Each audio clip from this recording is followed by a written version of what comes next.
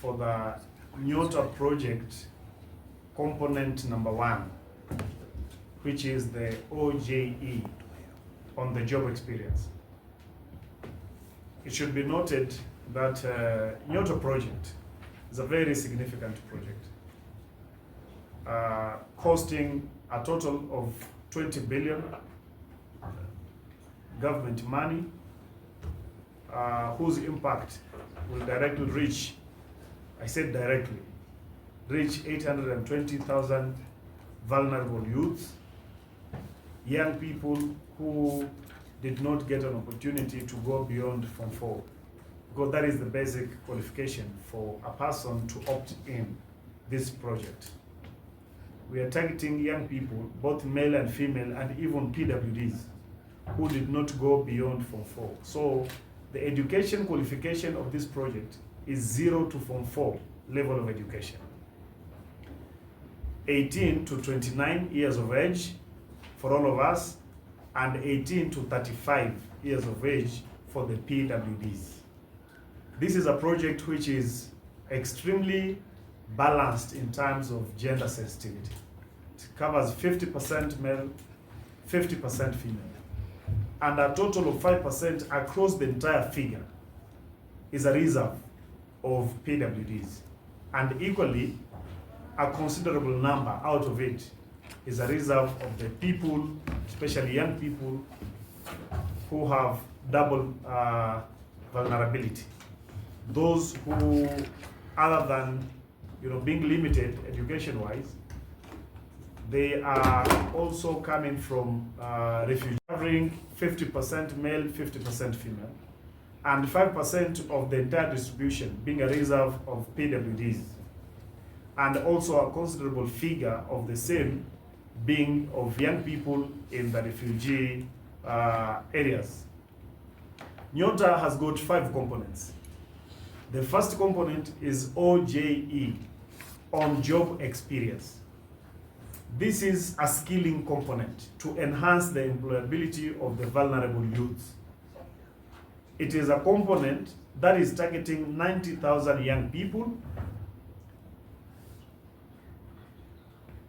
What we are going to do with the 90,000 young people is we will train them for a period of 6 months, beginning with an induction, which is an indispensable.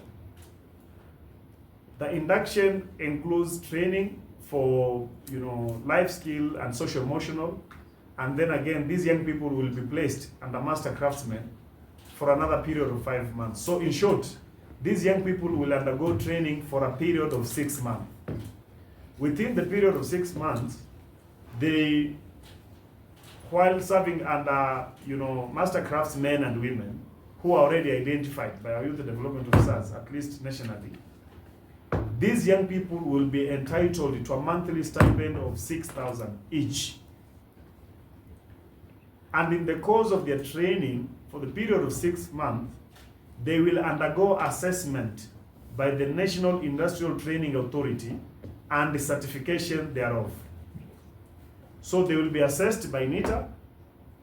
In the course, the same way young people who go to colleges and universities, at some point, they go to industrial attachment, and later on the lecturers go to assess them.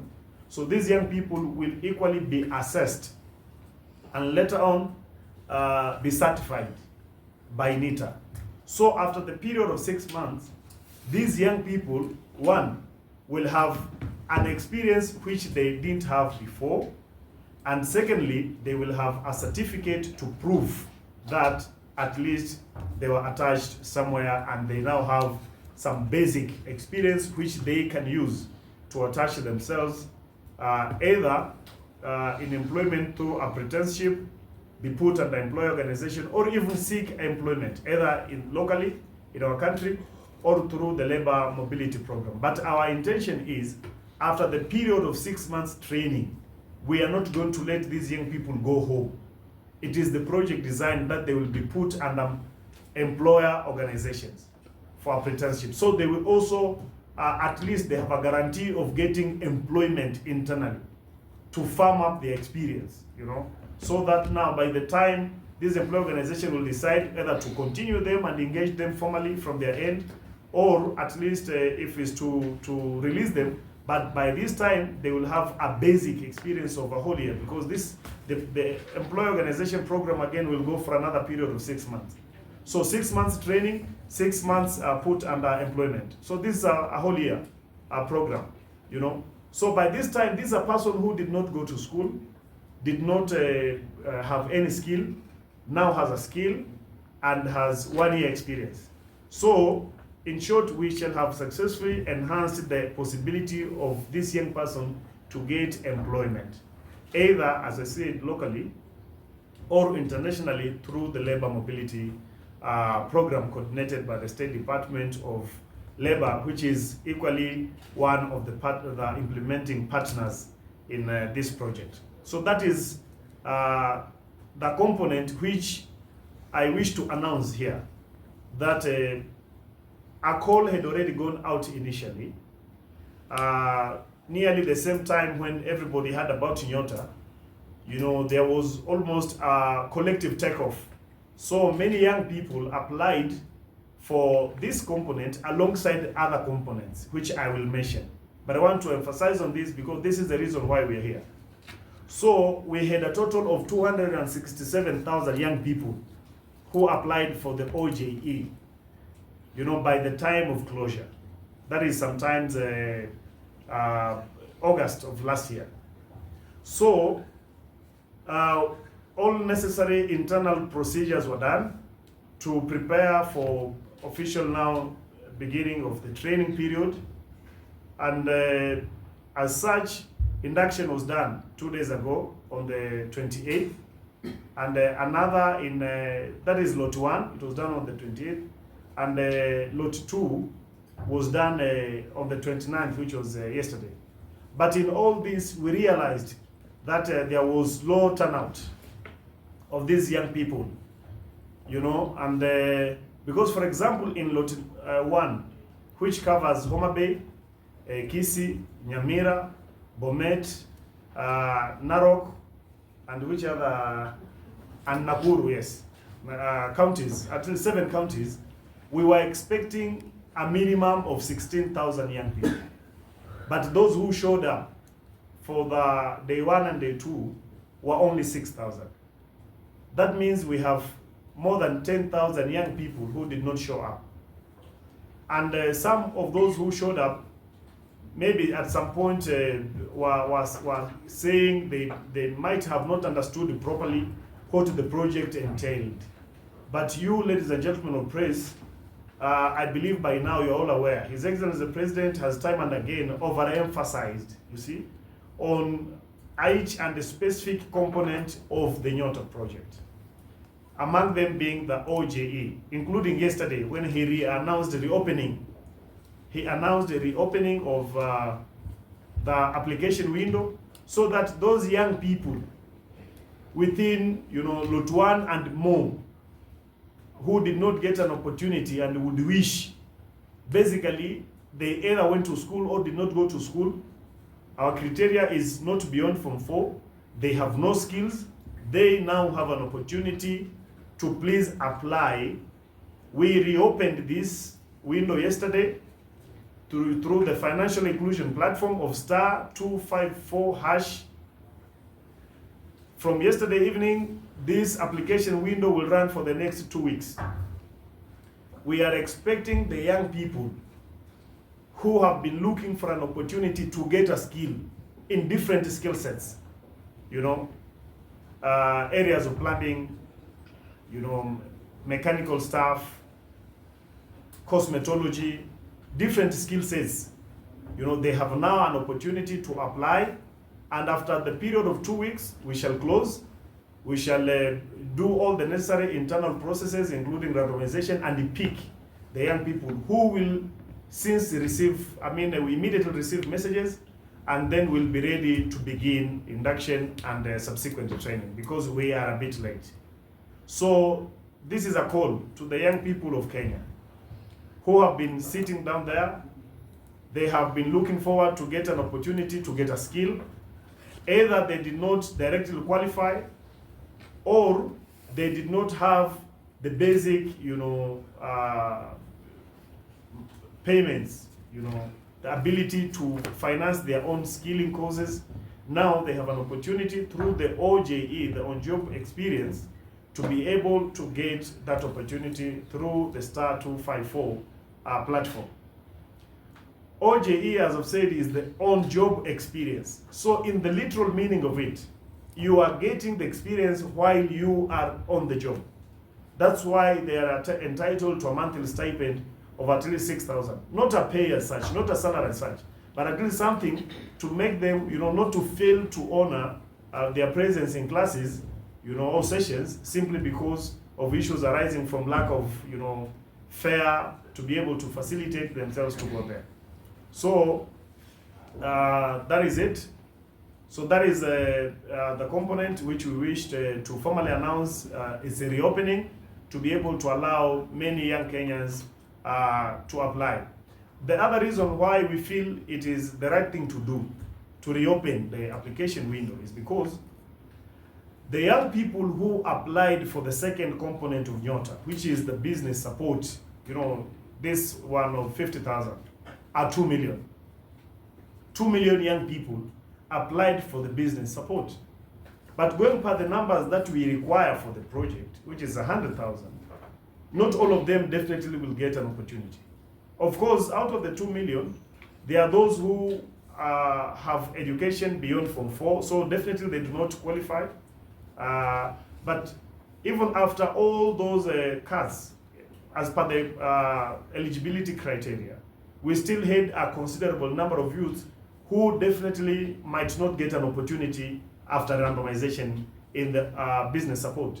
So we feel like now that business support is almost coming to a close, because we are only remaining with counties in some part of Nyanza, which is Siaya, Homa Bay, and Kisumu, and then thereafter we'll have 6 counties of the coast, which we'll cover next week from Thursday and Friday.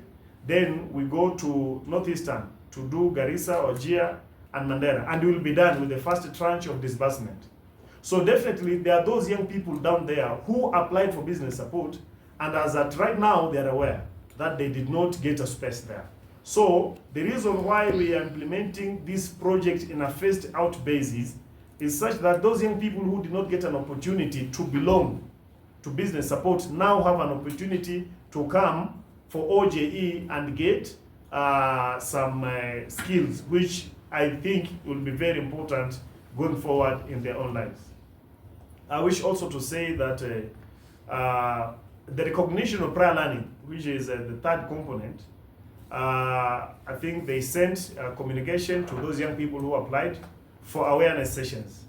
Some have been calling me directly, some have been texting to me directly, asking whether it is true. Like this morning I got a call from a young person from Wasingishu who was asking me whether that message was authentic. I wish to say that it is true. Recognition of prior learning is implemented by Nyota in the State Department for Labor, and it's true that they sent out calls, invitations basically for the young people who applied for recognition of prior learning. Basically young people who are saying, we have skills, but we acquired the skills informally. We are requesting the government to recognize us and maybe pay for our examinations so that we can be certified. That is basically recognition of prior learning. Because this country for far too long has also had young people who carved a niche for themselves, went out of their way, acquired the skills, but informally. You see, there are young people who can, make a proper, items. There are guys who can do very serious stuff in masonry, in plumbing, a lot more. In fact, I dare say that a majority, other than, the government frameworks, every Kenyan who owns a car, when that car breaks down, they take that car to a garage. They never ask these mechanics which institutions they qualified. They just leave their cars there based on testimonies of other people who got attended there. They go away. These guys fix the car. They fix the car so well that when this guy comes to drive it, sometimes, they also carry the word and influence other guys to also go there and get, services. these young people are the ones who are targeted under the recognition of prior learning component. So they are young people who have the skill, but they did not get this skill in a formal institution. So they cannot have any evidence thereof. They cannot apply for a job based on a picture which they took on a repaired motor vehicle. No. Kenya demands that you present a certificate. So the government, through this Nyota project, has a component called recognition of prior learning, targeting 20,000 young people who already have skills acquired informally. Now they have an opportunity to come, be certified, be assessed by Nyota and get certification. It's a process which will not take more than a month. And these guys now will be ready to go, will be ready to attach themselves. You have seen that this country today is very large on labor mobility. As we talk right here, I can confidently tell you that as at yesterday evening, this country has 538,000 people who are attached in different jobs and skill sets outside of this country through the labor mobility program. And you know, the changes in this program is such that those people required there needs to have skills. So these young people out here who are jobless, probably there is a space for them in the international labor market or even locally. But because they cannot prove that they have the skill, they are languishing in poverty down here simply because they cannot say, I also know how to fix A or B. So that's why the government wants to commit to pay actually for the assessment and the certification through Nyota of these young people. After this, we will also call for the application for young people, 600,000 in number, 600,000 young people to be trained on access to government procurement opportunities.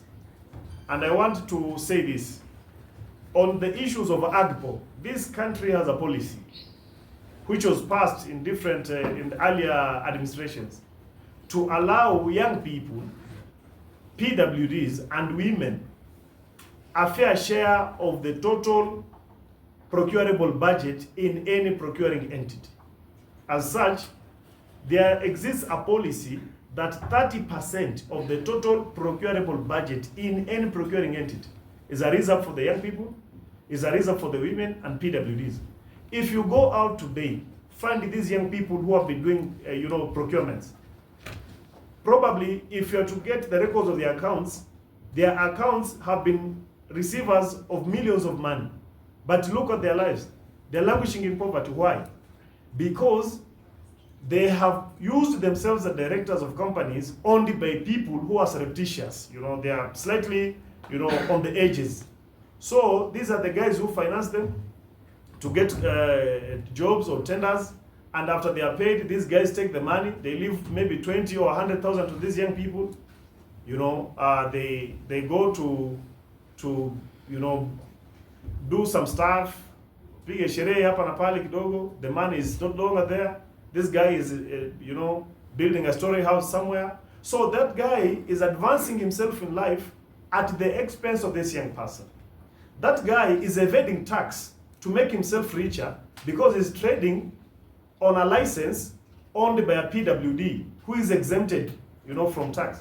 So that's why the government, in its ultimate wisdom, of course with the full blessings of His Excellency the President Dr. William Ruto, thought it wise to also include training on access to government procurement opportunities as part of the component of this Nyota program. So in this program, we are targeting 600,000 young people. And lastly, the other component is social enterprises, targeting 10,000 social enterprises where young people will also be trained and given, the opportunity to get equipment to go and trade with, make profit and advance themselves in life. So basically, that is the Nyota project simplified, targeting 820,000 young people, costing a total of 20 billion of the government money. And I want to clarify something because I've seen many times there are guys who have an opportunity to go to media houses, and many of the things you hear them say the issues which would qualify to fallacy of reductio ad absurdum, as others would call it. It's a fallacy of a contradiction. They are saying this is not a government project. They are saying this project does not belong to government, this is a World Bank project. So we ask ourselves, the PS, Youth Affairs and Creative Economy, is the coordinator, and to that effect, the accounting office of this project. So I can confidently tell you this, that this is government money.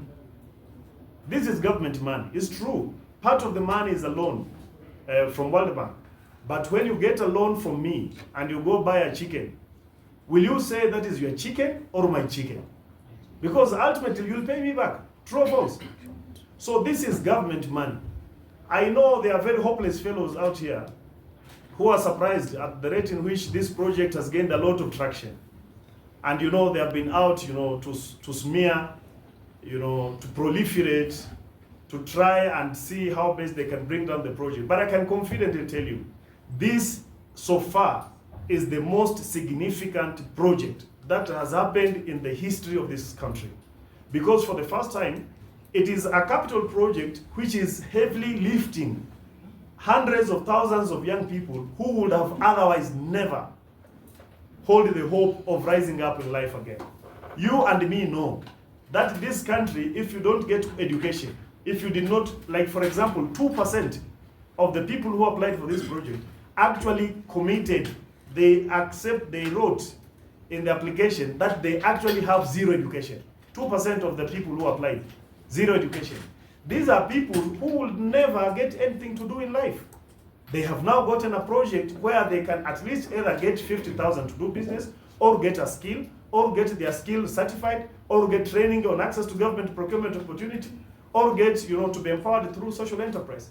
That's why I insist that this so far, and to a large extent, is the most significant project that has happened to the demographic of the young people who actually did not have education that would have otherwise pushed them anywhere in life.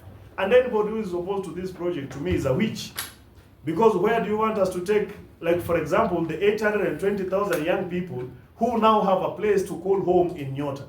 Where would we have taken them? Nowhere else. And that's why I also call you upon you, because you have also been very important and significant in helping us disseminating this information to the young people. You have had interaction with this project many times. You know this project better than any other person who might approach your media houses to come and say anything against this project. So sometimes you don't have to wait until a person goes very far, to misrepresent the project. You have an opportunity also as young people, because all of you are young people, you have also an opportunity to stand to defend this project. Because the opposite of those guys being needy is me and you being needy. And the only way out is this project, like just it has happened to the other people. Thank you so much. I wish to take maybe 3